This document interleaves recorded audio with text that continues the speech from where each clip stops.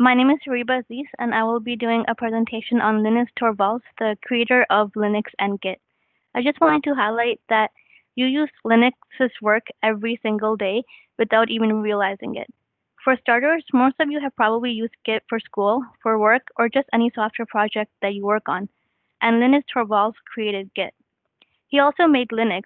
Lots of you have probably heard about Linux, but maybe don't realize that you use it every single day in so many different places. There are desktop distributions of Linux-based operating systems such as Ubuntu, which I use, and also Chrome OS for the Chromebooks. It's also used in servers, mainframe supercomputers, so literally any website you go to, somewhere in the process of getting the data from the server to your computer, Linux was used, whether it was in the server itself, or routers, or load balancers, or other networking gear. Linux is also used in smart devices such as smartphones, tablets, home automation systems, smart TVs. It's used in cars for infotainment systems. It's also used in gaming consoles. So literally almost every digital system that you use might contain Linux. Here's an outline of what I will be discussing today. So first, I'll be briefly introducing Linus Torvalds and what his big contributions were to technology. Then I'll give a brief biography of him, which will be followed by a brief history of Linus and Linux and how Linux came to be. And then I'll be talking about open source and GNU Linux, which are both very relevant topics that are closely tied to the development and the impact of Linux. And then I'll conclude with final remarks on Linux's footprint today and in the future. And just a note, throughout my presentation, I'll be showing various quotes by Linus, so hopefully through these quotes and the rest of the presentation, you'll get a good idea of who Linus Torvalds is as a person. That being said, the first quote of Linus for the day is, "I am not a visionary. I'm an engineer. I'm happy with the people who are wandering around looking at the stars, but I am looking at the ground and I want to fix the pothole before I fall in." Alright, so now let's dive right into it. Who is Linus? Linus Torvalds is currently alive. He is a 50-year-old Finnish-American software engineer who's known for creating the Linux kernel and also the Git version control system.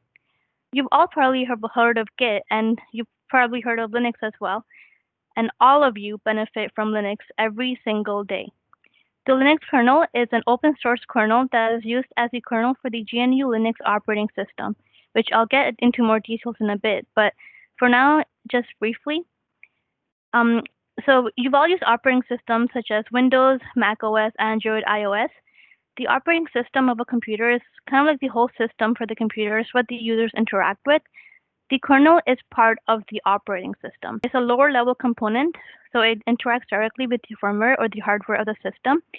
And the operating system uses this kernel to access devices, memory, and hardware. So the kernel is in charge of doing memory management, process and task management, and it provides device drivers and system calls to the operating system. So in summary, the kernel is very integral component of an operating system, and it basically manages the hardware resources and provides system calls that lets the operating system use these resources. And then we have Git, which is also what Linus Torvalds created. Luckily, as software engineering or computer science students, we all know what Git is because we've used it in class, so I don't have to dive too deep into Git.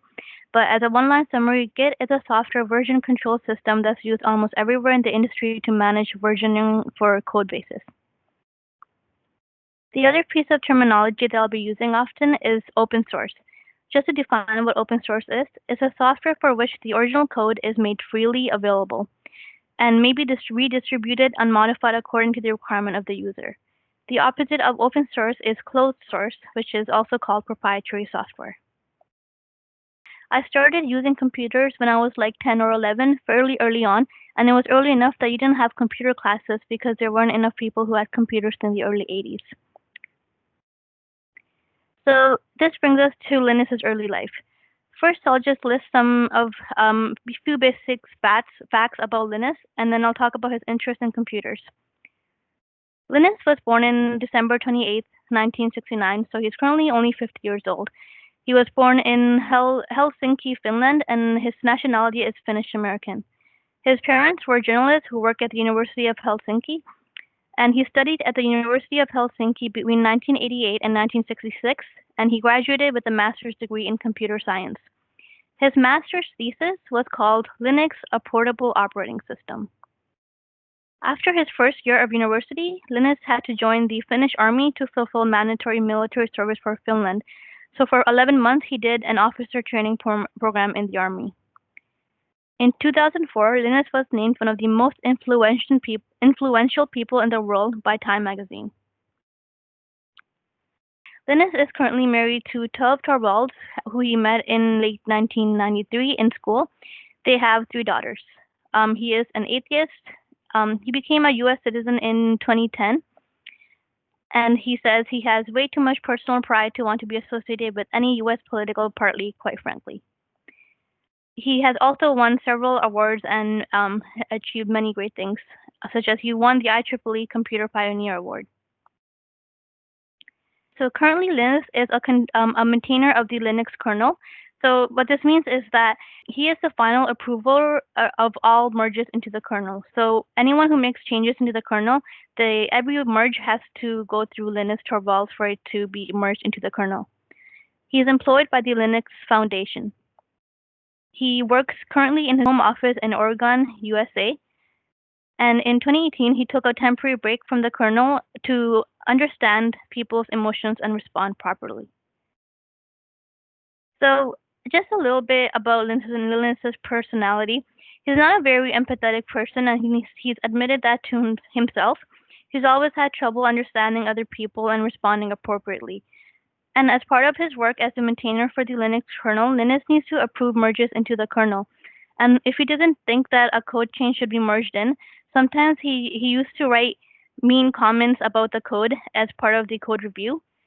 So he did it, apparently he did it jokingly and only to people he was really close with, but since the kernel mailing list is public and everyone can see them, some people get offended by his roasts and some of his mean comments. And you can see some of his examples of code reviews here, and it makes sense why some people would be offended by them.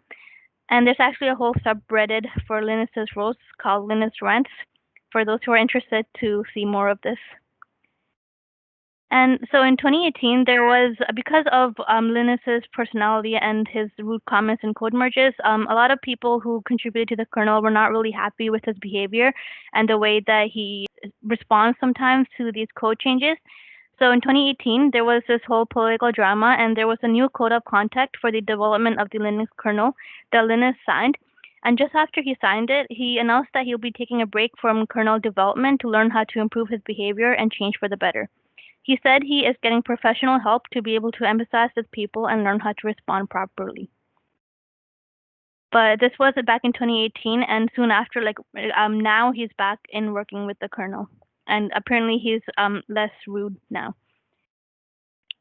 Another quote by Linus is, "Most good programmers do programming not because they expect to get paid or get adulation by the public, but because it is fun to program." So now I'll finally talk about Linus's interest in computers and how that eventually led him to create the Linux kernel. So Linus first used a computer at the age of 11 in 1981 when he got the Commodore VIC-20. He first programmed in the basic programming language, and then he later transitioned into accessing the 6502 CPU machine code directly. After the VIC-20, he got the Sinclair QL, which he modified the operating system of extensively. He also wrote his own assembler and editor for the Sinclair QL because apparently it was difficult to get software for it in Finland at the time. In January 1991, Linus purchased an Intel 8386-based clone of the IBM PC, and then he received his Minix operating system copy. Minix is an educational stripped-down version of Unix. So I'll be explaining what Unix, Minix, and Linux is, just so it all makes sense. So back in early 1991, let me just show this. Back in early 1991, Linus really wanted to get Unix. Unix was a really game-changing operating system back in the day because at the time, it was the first portable operating system, as it was mostly written in the C programming language, which means that Unix could easily be used in many different machines. Unix was also really great for a lot of technical reasons that I won't get into today, but for your interest, you can look up the Unix philosophy to learn more about the important concepts used in Unix-like operating systems. So Linus Torvalds wanted to get the Unix operating system.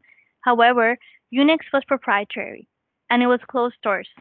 Unix was owned by some companies and it was closed source, so you had to pay to get it. And Linus didn't have the money to get Unix, so instead he got Minix, which is a very stripped down version of Unix that is used for educational purposes only. Minix was released in 1987, and the complete source code for Minix was also made public for universities to study in courses and for research. So while Unix was full-fledged proprietary operating system that was closed source, Minix, on the other hand, was a bare minimum stripped-down version inspired by Unix with its source code publicly accessible. So when Linus Torvalds got a hold of Minix, he was finally able to fulfill his curiosity of operating system by accessing the publicly available source code. However, although Minix was open source, it was only licensed to be used for educational purposes. So Linus couldn't really use it for development outside of educational purposes. And because of this, Linus decided to create his very own kernel that was a Unix-like kernel, which later became the Linux kernel. The first version of the Linux kernel was created only within 9 months, and it was released in September 1991. So what makes Linux so special? I mean, in terms of the actual tech, Linux isn't very much different than Unix. In fact, Linux is very heavily based on Unix principles.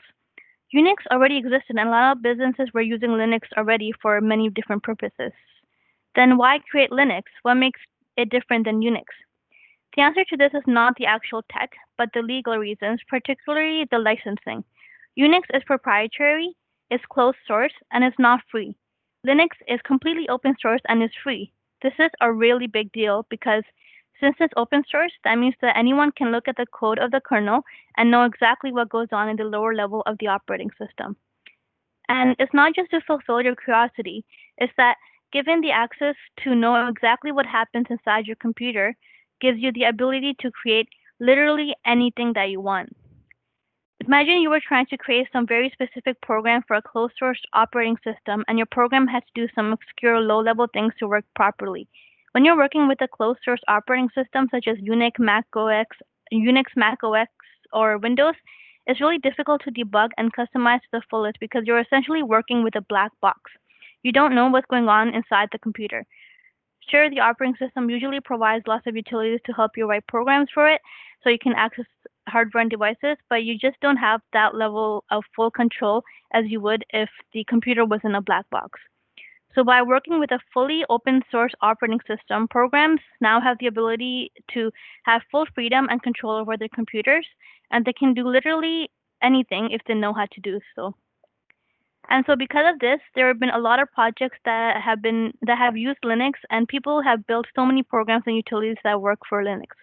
By being a complete open source operating system, Linux allows so many developers and companies to use its operating system for their own projects such as Android, Raspberry Pi, cloud servers, routers, embedded systems, and all the other applications I mentioned earlier are made possible because Linux is open source. Here's another quote by Linus. I often compare open source to science, to where science took this whole notion of developing ideas in the open and improving on other people's ideas and making it into what science is today and the incredible advances that we have had.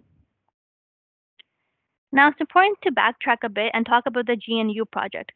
So a lot of people credit Linux to be very important in starting the open source movement. But actually, the Linux kernel was not the first major open source project. In 1983, Richard Stallman founded the free software movement by launching the GNU project.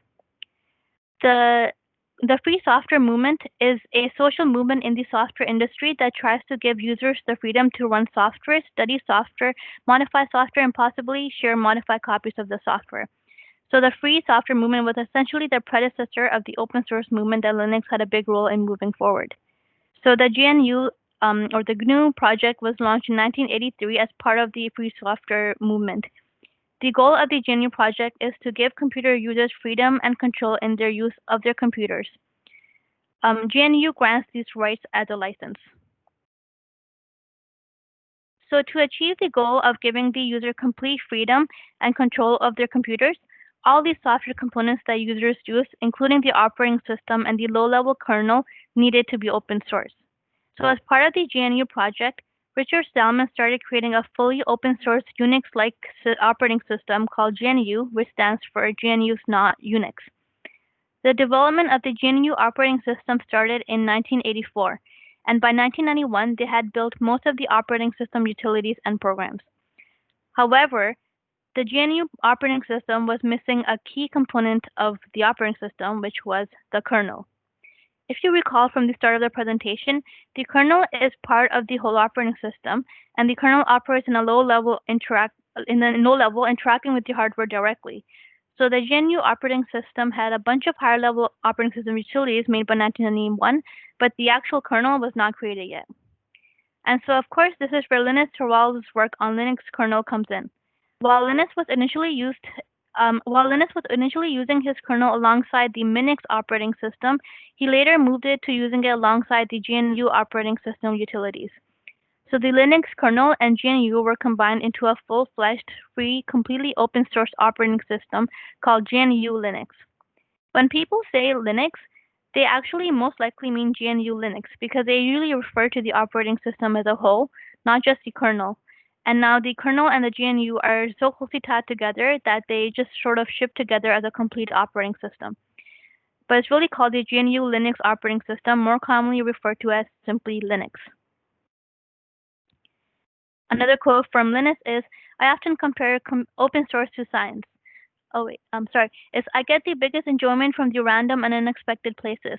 Linux on cell phones or refrigerators just because it's so not what I envisioned it, or on supercomputers." So many of you, and probably most of the general population, probably never heard of Linus Torvalds before. He's not really as famous as Bill Gates or Steve Jobs, but Linus's work is so prevalent and integral to our digital world today that almost everyone living in the first world countries benefit from it without even knowing it. Today, Linux is used in desktops, servers, such as like for cloud computing purposes, dynamic websites, smartphones, embedded systems, supercomputers, IoT, and most importantly, Linux revolutionized the software development industry with the open source philosophy. And even though the average person probably hasn't heard of Linus Torvalds, I like to believe that we are in a period of historical change in the digital world, and that 50 years from now, Linus Torvalds will be a household name just like Nikola Tesla and Bill Gates. Thank you for listening to my presentation. Thank you. Very good. Thanks. I'll mark that and have a good day. Thank you. Bye.